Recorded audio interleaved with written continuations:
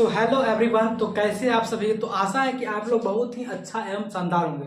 तो दोस्तों आज जो है आप लोग के लिए एक बस के पहिए यानी क्वेश्चन में मैथ का जो है आप लोग का क्वेश्चन लेकर मैथ का जो है आप लोग का क्वेश्चन लेकर आया हूँ। और ये जो है आप लोग को ज़्यादा समय नहीं दूंगा, बस 3 से यानी 3 से बहुत हो गया, 3 से ओवर बहुत हो गया।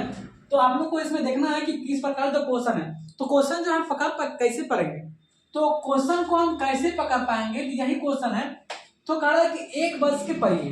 तो मैं दोस्तों पहले ये बताना चाहता हूँ कि अगर आप इस YouTube चैनल पर नए हो तो चैनल को सब्सक्राइब करके बेल आइकन को जरूर प्रेस करें। तो आइए हम चलते हैं, क्वेश्चन की शुरुआत करते हैं और समझने का भी प्रयास करेंगे कि क्वेश्चन जो है कंपटीशन एग्जाम में इस प्रकार का क्वेश्चन बहुत ही अधिक आ रहा था। ठीक है, तो मैंने कहा कि इसको क्वेश्चन को मैं सॉल्व करके बता ही देता हूँ कि यह क्वेश्चन कितना बार पूछा जाता है।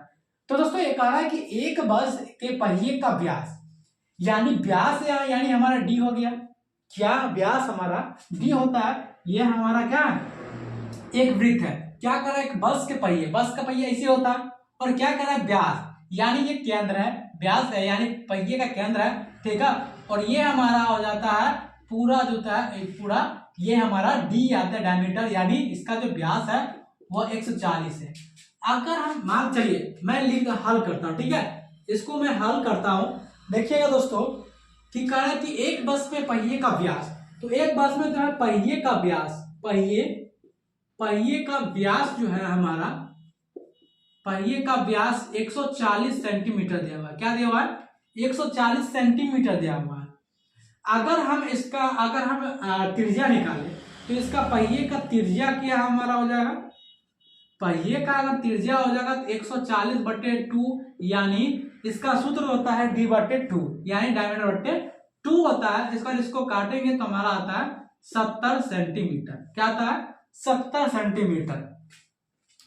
अब ये आप लोग जानते हो जाएगा। अब आगे क्वेश्चन पढ़िए कि मतलब क्वेश्चन जो है बारीकी बारीकी समझना है और बारीकी वजह से पढ़ते पढ़ते जो क्वेश्चन को दिमाग फिट करना है कि क्या पूछ रहा है और क्या हमें आंसर का जवाब देना है। ठीक है, तो देखिएगा अब यहाँ पर 140 सेंटीमीटर तो हो गया, यहाँ पर मैंने त्रिज्या इसका निकाल दिया। अब कह रहा है कि 40 किलोमीटर यानी बस जो है 40 किलोमीटर प्रति घंटा की गति से बनाए रखने के लिए पहिए को प्रति मिनट क्या कर रहा है, प्रति मिनट तो 1 मिनट में 1, तो देखिएगा 66 किलोमीटर कर रहा है।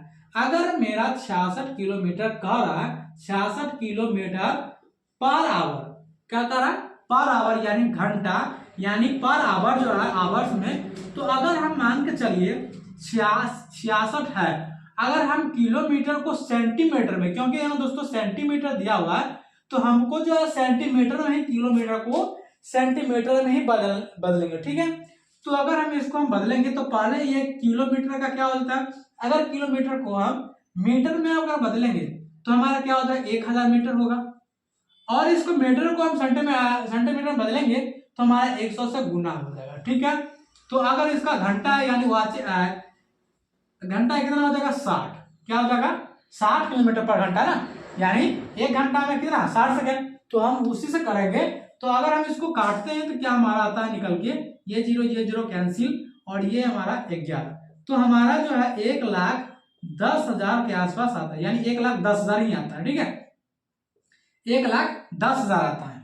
तो देखिएगा 1,10,000 हमारा जो है ये हमारा क्या दूरी है, क्या सॉरी ये दूरी नहीं है। ठीक, चलिए अब ये कुल दूरी था। ठीक है, तो अब चलते हैं चाल। ये हमारा तो दोस्तों चाल था, क्या था हमारा चाल था। ठीक है, क्योंकि दोस्तों ये सेंटीमीटर पर ये की करनी चलते गति बनाए रखने, तो गति बराबर क्या होता है, यानी इसकी यही गति है। ठीक है, चाल वही, तो गति बराबर हमारा होता है, क्या होता है, गति बराबर होता है हमारा दूरी बटे समय। क्या होता है हमारा गति बराबर क्या होता है, दूरी बटे समय।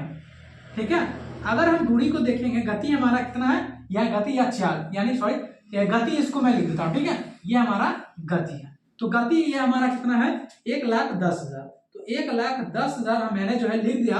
और दूरी हमारा नहीं दिया हुआ है, दूरी हमको दूरी जो है दूरी को दूरी ही लिख देते हैं। और समय हमारा क्या है, समय हमारा देखिएगा प्रति मिनट है। क्या है, प्रति मिनट यानी 1 क्या हमारा होगा, यानी दूरी अगर हम कहा दूरी बराबर 1,10,000 हो जाए, क्या हमारा 1,10,000 हो जाएगा।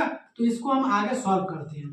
ठीक है, तो यह हमारा 1,10,000 यानी दूरी बराबर क्या हो जाएगा, हमारा दूरी बराबर जो है 1,10,000 आता है, ठीक है, 1,10,000। अब हमें जो निकालना क्या है कि पहिए बनाए रखने के लिए कितने मिनट में चक्कर लगाने चाहिए।